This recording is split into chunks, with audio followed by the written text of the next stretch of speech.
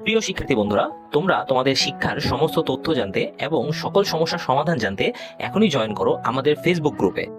Facebook গ্রুপের link দেওয়া আছে ডিসক্রিপশন বক্সে। স্বাগতম সবাইকে ওয়াইস পয়েন্ট একাডেমিতে। আজকে আমরা নবম শ্রেণীর ইসলাম শিক্ষার একটি প্রশ্ন, যেটা ফেসবুক সোশ্যাল মিডিয়ায় প্রচুর পরিমাণে ভাইরাল হচ্ছে, সেটার একটা নমুনা সমাধান দেখব। তো এখানে দেখুন, তোমাদের কাজে দেওয়া হয়েছে সমস্যা এবং চ্যালেঞ্জ অনুসন্ধান করতে বলা হয়েছে। তুমি যে এলাকায় অঞ্চলে বসবাস করো সেই এলাকার বিভিন্ন সমস্যা বা চ্যালেঞ্জ সমূহের সামাজিক সমস্যার একটি তালিকা তৈরি করো। এরপর তোমার একজন সহপাঠীর কাছ থেকে জেনে নাও সে কি কি সমস্যা বা চ্যালেঞ্জ খুঁজে পেল। অর্থাৎ এখানে দুইজন কাজ করবে, এক হচ্ছে তুমি এবং দ্বিতীয় হচ্ছে তোমার বন্ধু। এবং দুইজনে কাজ করার পর তোমার বন্ধুর একটা ফলাফল আসবে, তোমার একটা ফলাফল আসবে। সেই ফলাফলটা এই যে দেখো, এখানে একটা ছক দেওয়া আছে, এই ছকে লিখতে হবে।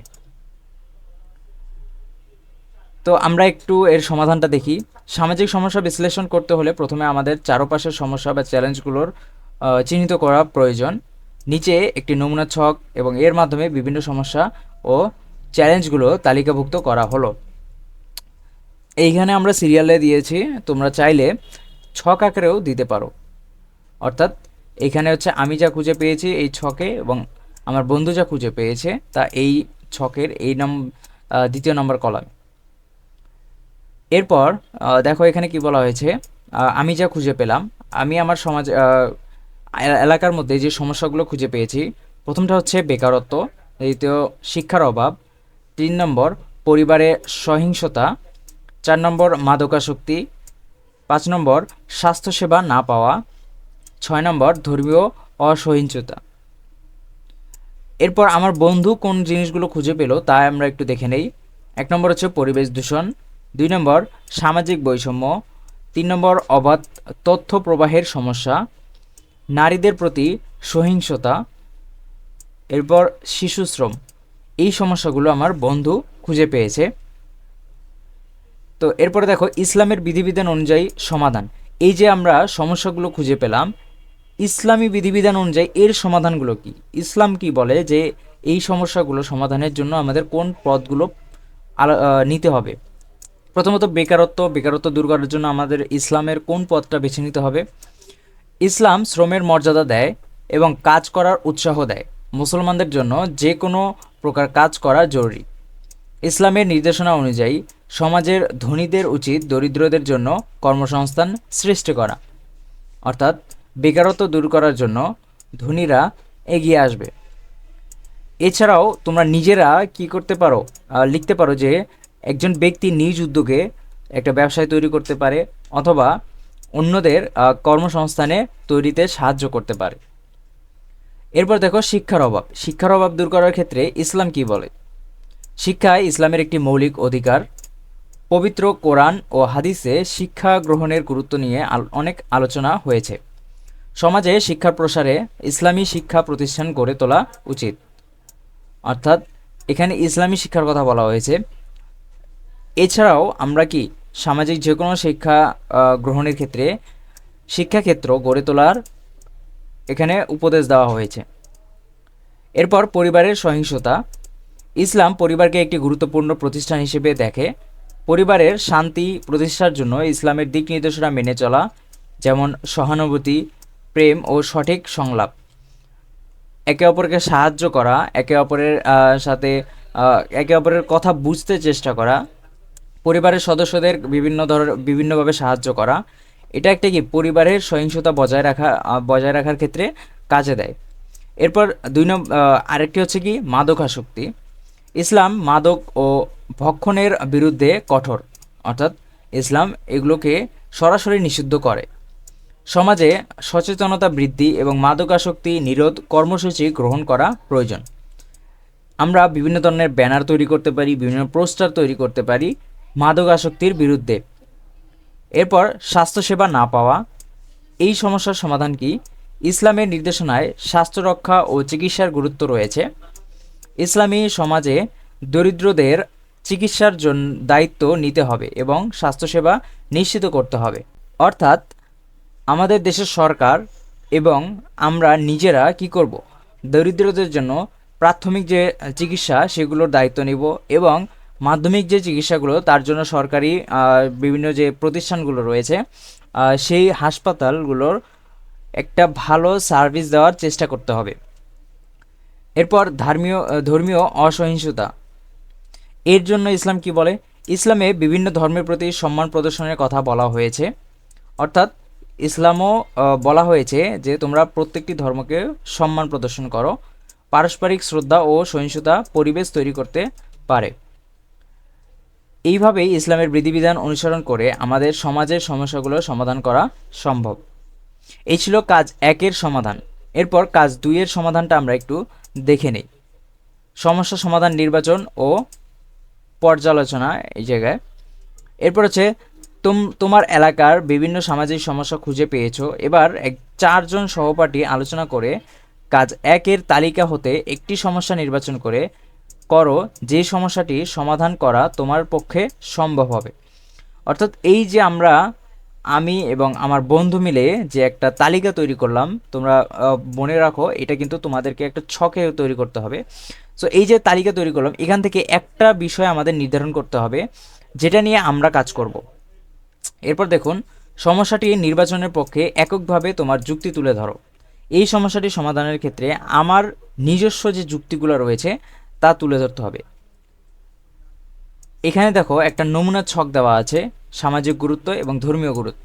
অর্থাৎ আমরা যে কাজটা করতে যাচ্ছি, আমরা যে সমস্যাটা নির্বাচন করেছি, এই সমস্যার সমাধানের ক্ষেত্রে সামাজিক গুরুত্ব কী এবং ধর্মীয় গুরুত্বগুলো কি কি তা লিখতে হবে একটি ছকে।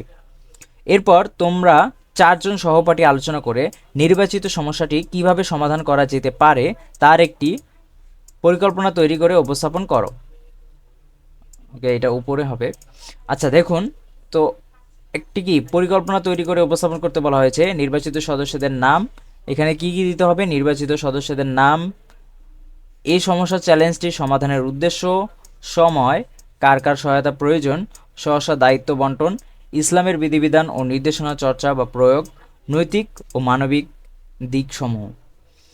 তো দেখুন, নির্বাচিত সমস্যা হচ্ছে বেকারত্ব। আমরা বেকারত্বকে একটা সমস্যা হিসেবে নিলাম আমাদের এখানে।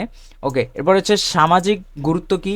বেকারত্ব সামাজিক অস্থিতিশীলতা সৃষ্টি করে। কর্মসংস্থান না থাকলে যুব সমাজ অপরাধমূলক কার্যকলাপে জড়াতে পারে।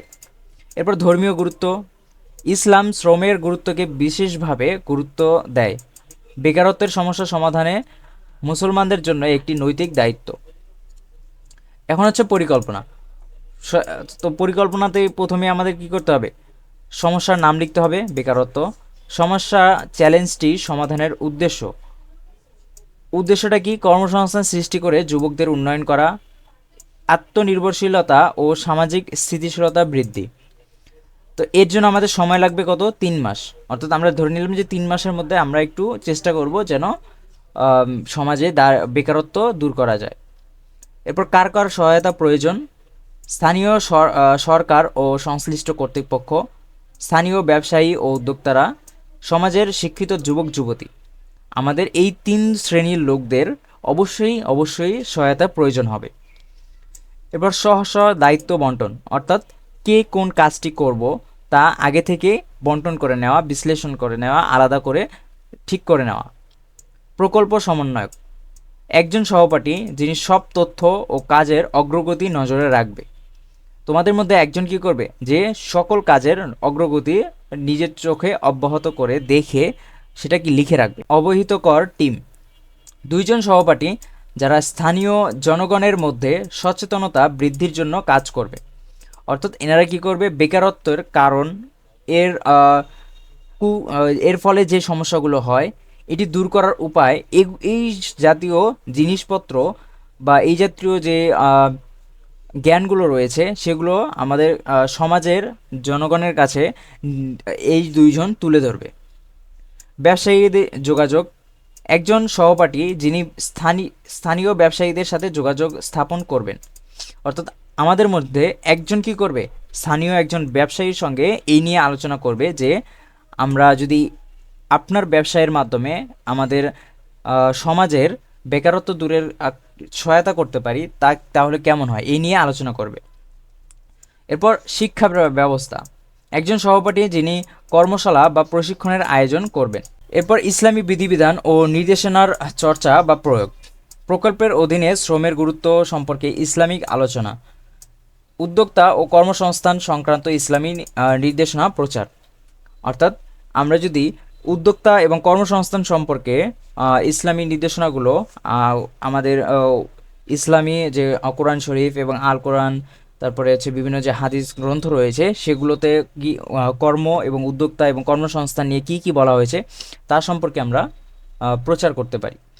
নৈতিক ও মানবিক, সমাজে স্বচ্ছতা ও সৎভাবে কাজ করার প্রচারণা, অর্থাৎ মানুষ যেন সমাজে সৎ কাজ এবং স্বচ্ছতার সাথে ভালো কাজ করে তার একটা কি প্রচারণা করা।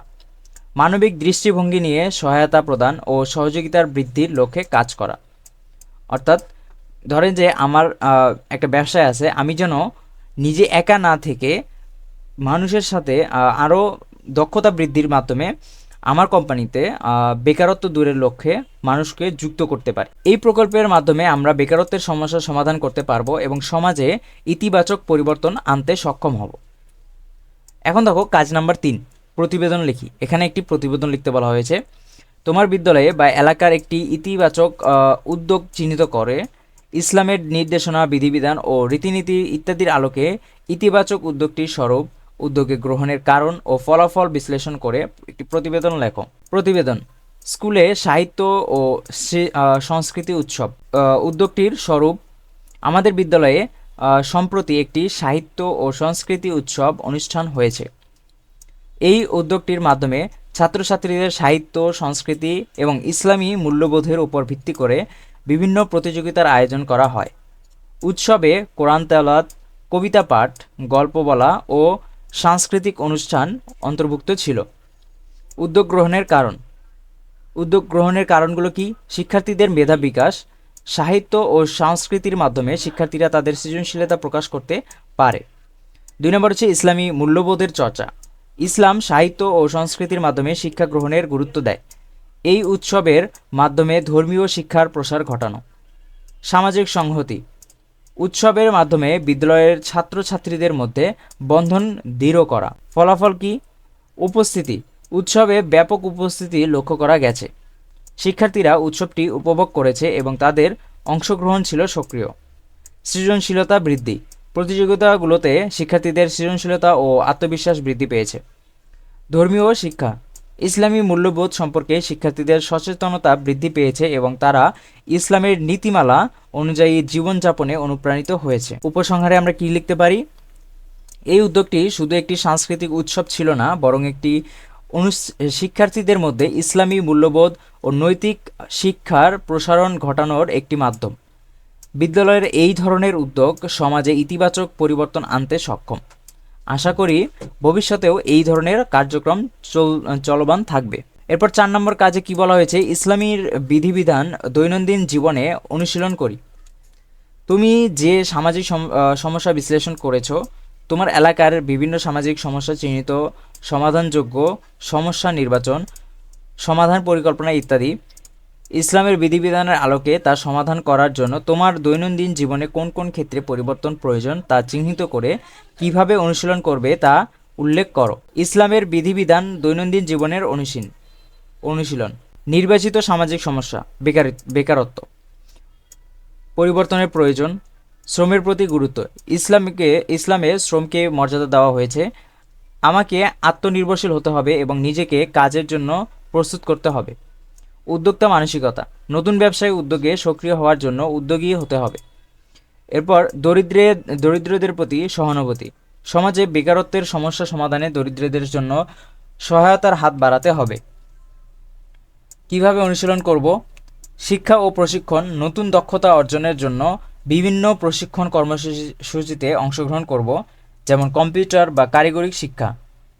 নেটওয়ার্কিং, স্থানীয় উদ্যোক্তা বা ব্যবসায়ীদের সাথে সম্পর্ক গড়ে তুলব এবং তাদের থেকে শিক্ষা নেব। সামাজিক সচেতনতা, সামাজিক কাজের মাধ্যমে বেকারত্বের বিষয়টি তুলে ধরব এবং সমাজে সচেতনতা বৃদ্ধি করব। দরিদ্রদের সাহায্য। আমার সাধ্যমতো দরিদ্রদের জন্য কর্মসংস্থান সৃষ্টি করতে চেষ্টা করব, যেমন ক্ষুদ্র ব্যবসায় শুরু করার মাধ্যমে। এই পরিবর্তনগুলো আমার দৈনন্দিন জীবনে ইসলামের বিধিবিধানকে অনুশীলন করতে সাহায্য করবে এবং সমাজে ইতিবাচক পরিবর্তন আনতে সক্ষম হবে। তো আজকের সেশন এই পর্যন্তই। আশা করি তোমাদের ভালো লেগেছে। যদি ভালো লাগে ভিডিওতে লাইক করো, আমাদের ইউটিউব চ্যানেলকে সাবস্ক্রাইব করতে ভুলো না। আর যাওয়ার আগে একটা উপদেশ হচ্ছে, আমাদের ফেসবুক গ্রুপে তোমরা অবশ্যই জয়েন হও। তোমাদের পরীক্ষা রিলেটেড যত আপডেট আসে আমরা সব কিন্তু আমাদের গ্রুপের মধ্যে আলোচনা করি। এছাড়াও বিভিন্ন ধরনের প্রশ্ন, তোমাদের নতুন কারিকুলামের বিভিন্ন বিষয় নিয়ে আমরা এখানে আলোচনা করি। আমি ডেসক্রিপশনে আমাদের ফেসবুক গ্রুপের লিংক দিয়ে দিব, তোমরা অবশ্যই জয়েন হও। আল্লাহ হাফেজ।